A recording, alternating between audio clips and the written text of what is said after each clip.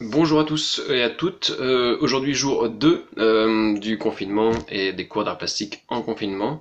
Euh, je continue à utiliser YouTube et ce système de vidéo car je pense que certains élèves ont du mal à se connecter sur Learning pour récupérer le travail que j'y dépose dans le cahier de texte grâce à Pronote qui fonctionne aussi également normalement, mais c'est un peu compliqué parce que au niveau des accès, voilà, et si le système de It's Learning bug, vous ne pouvez pas ouvrir Pronote. Donc je sais que c'est voilà, il y a des horaires à privilégier. Hier, j'ai dit un peu des bêtises, que c'était pas des bêtises parce que c'était vrai, mais en fait, hier, je disais dans la vidéo que vous pouviez vous connecter vers 8-9 heures le soir. En fait, hier, j'ai réussi à me connecter à partir de 18 heures et donc même 17h30, je crois, 17h30 ou 18 heures.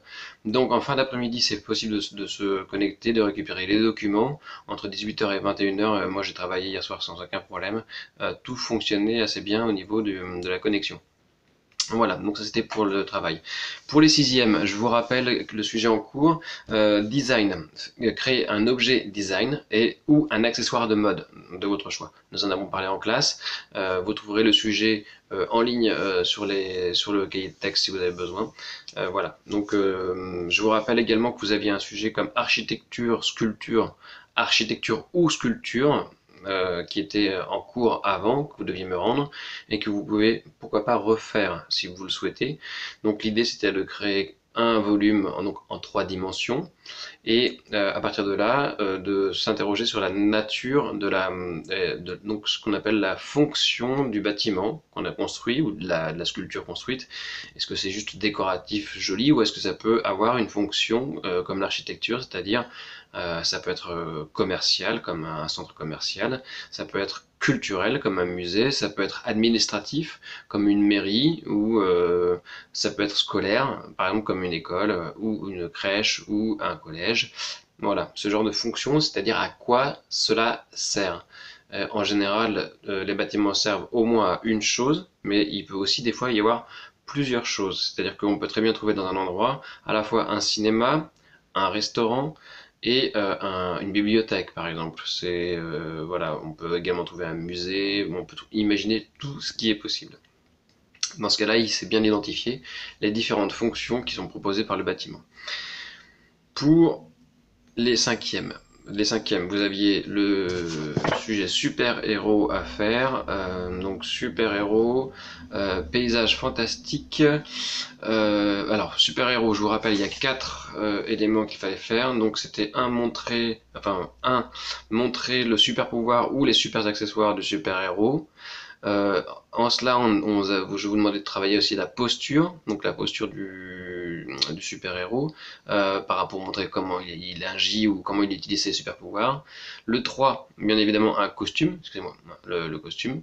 Et le 4, ici, le 4, c'était le logo du super-héros ou le monogramme. Voilà, donc nous avions vu ce que c'était en cours que le monogramme, d'accord, voilà, ou un logo. On avait vu ça en classe. Donc n'oubliez pas de travailler sur la qualité de celui-ci et sur le costume avec les couleurs qui peuvent aller avec ou travailler en noir et blanc, ou à vous de voir comment vous allez faire par rapport au logo. Ensuite, si vous aviez fini ça, il fallait faire un paysage fantastique. Un paysage fantastique, c'est-à-dire un travail où je vous demandais d'imaginer un paysage fantastique ou imaginaire, en travaillant entre autres le collage.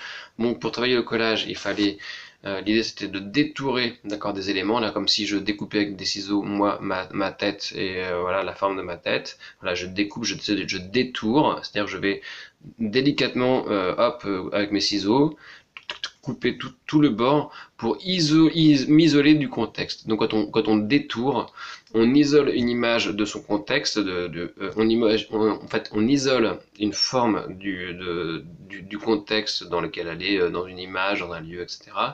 Et afin de pouvoir la mettre sur un autre contexte, changer le lieu, changer la composition, en réorganisant, en créant une nouvelle composition, en déplaçant ces éléments et en les réorganisant les uns par rapport aux autres, sans avoir l'image de fond Voilà. Donc on appelle ça détourer et je vous demandais de travailler ça avec le collage pour créer votre paysage, de travailler avec des éléments découpés et apportés. Voilà. Ensuite, pour les cinquièmes toujours, vous avez une recherche en histoire des arts à faire sur les mouvements artistiques. Donc ça, je vous l'ai donné en classe. Voilà. Si vous ne l'avez pas, je vous demandez à un de vos camarades de vous l'envoyer par photo, par votre téléphone.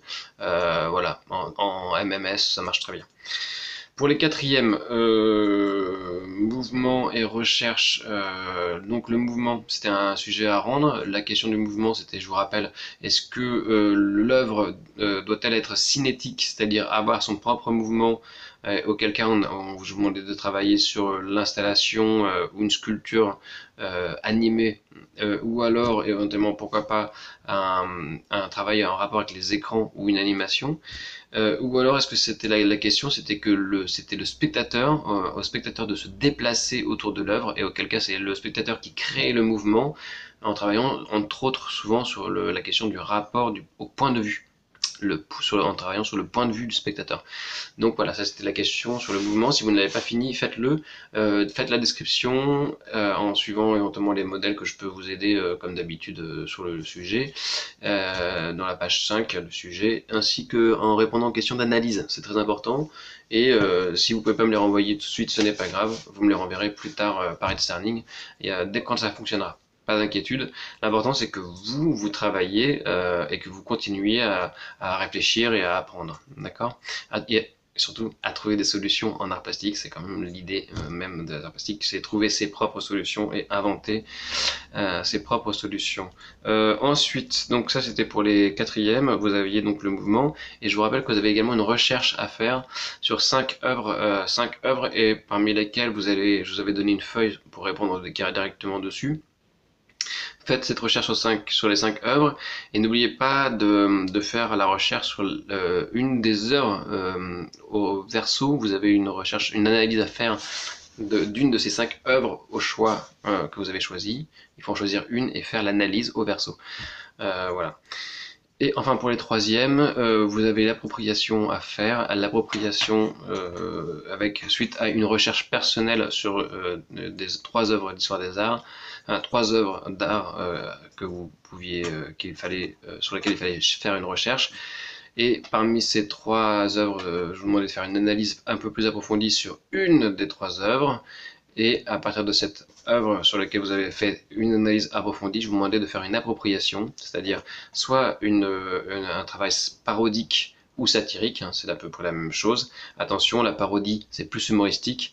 Le travail satirique ou la satire, ça va être quelque chose qui va être un peu plus moqueur et critique. D'accord? Donc c'est une parodie, c'est-à-dire qu'on reprend le travail de quelqu'un et on va se moquer en étant plus critique. Voilà, en formulant un point de vue un peu plus personnel et un peu plus moqueur. Voilà, c'est la différence avec la parodie qui est juste faite pour faire rire sans vraiment affirmer un point de vue. La grande différence entre parodie et satire, mais c'est la même chose, c'est l'idée de rigoler et de ne pas prendre les choses tout le temps au sérieux, de tout de manière dramatique. Donc le numéro 2 c'est la citation, on reprend l'œuvre et on reprend l'œuvre et on la fait un peu à sa manière avec des éléments à soi en modifiant certains éléments. Et le 3 en gros c'est le remix, on reprend l'œuvre mais on la réorganise de manière très différente en gardant seulement quelques éléments reconnaissables mais en réorganisant la composition ou le rythme de l'œuvre. Donc c'est à vous de voir ce que vous pouvez faire. Le sujet est en ligne, à tous les élèves, les sujets sont en ligne dans le cahier de texte dans Pronote. N'hésitez pas à me rendre les travaux par It's Learning si vous pouvez. Si vous ne pouvez pas, ce n'est pas grave, ce n'est pas dramatique. Continuez à travailler, je continue à poster des éléments et je vais rajouter bientôt des cours un peu plus avancés avec du vocabulaire, des feuilles de cours à lire. Je suis désolé, il faudra les lire. Il n'y aura pas de secret, malheureusement. Pour ceux qui n'aiment pas lire, il va falloir vous forcer un tout petit peu, hein, à raison de 10 minutes par-ci, 10 minutes par-là. Et en tout cas, je vous souhaite beaucoup de courage. Amusez-vous bien, entre guillemets, à produire des choses. Et si vous êtes bloqué, essayez quand même de faire des choses. Ça sera jamais faux. Voilà, c'est l'avantage des arts plastiques, c'est que quand on y met du cœur, ce n'est jamais faux.